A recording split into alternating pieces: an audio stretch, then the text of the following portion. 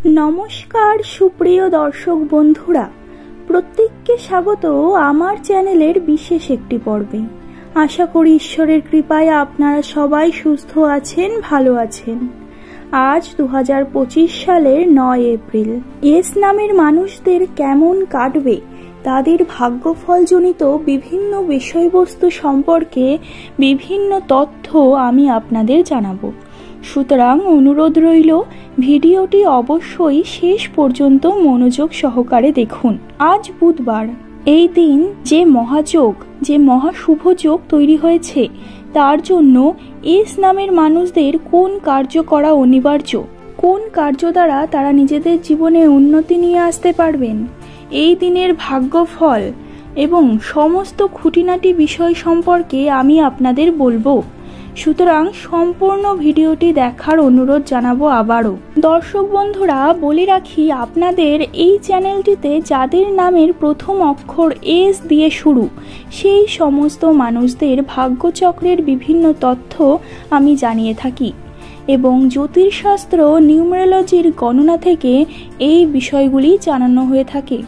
যদি আপনার নামের প্রথম অক্ষর এস হয়ে থাকে বা আপনার কোনো প্রিয়জনের নাম, তবে চ্যানেলটিকে সাবস্ক্রাইব করে নেবেন।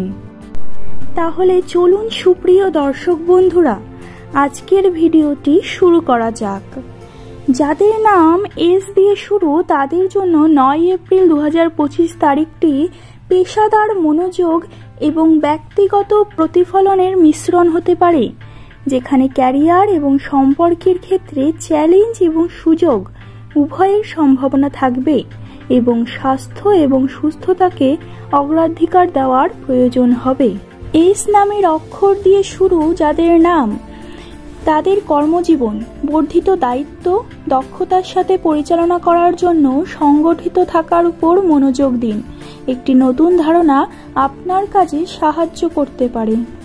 আপনার সম্পর্কের গতিশীলতা কিছুটা চাপা মনে হতে পারে, তাই স্পষ্ট এবং মৃদু যোগাযোগ গুরুত্বপূর্ণ। যে কোনো দায়িত্ব দক্ষতার সাথে পালন করার জন্য তৈরি থাকুন। ধনু রাশির যেসব প্রেমিক প্রেমিকা আছেন, তারা আজকের দিনে রোমান্টিক জীবন প্রফুল্ল এবং হালকা মনের অনুভূতি প্রকাশ করবেন, যা আপনার জন্য নিয়মিত একঘেয়েমি থেকে মুক্তির কারণ হবে। পরবর্তীকালে আপনার সঙ্গীকে একটি অপ্রত্যাশিত তারিখে সারপ্রাইজ দেওয়ার পরিকল্পনা করুন। দুজনে মিলে আনন্দের সময় কাটান, যা আপনার মানসিক সংযোগকে বাড়িয়ে তুলবে। 9 এপ্রিল বুধবার, আজকে এস নামের অক্ষর দিয়ে শুরু ব্যক্তিদের বিভিন্ন ভাগ্যফল সংক্রান্ত তথ্য আমি আপনাদের দিলাম। আবার আসবো আমি কাল আপনাদের নতুন কোনো তথ্য নিয়ে।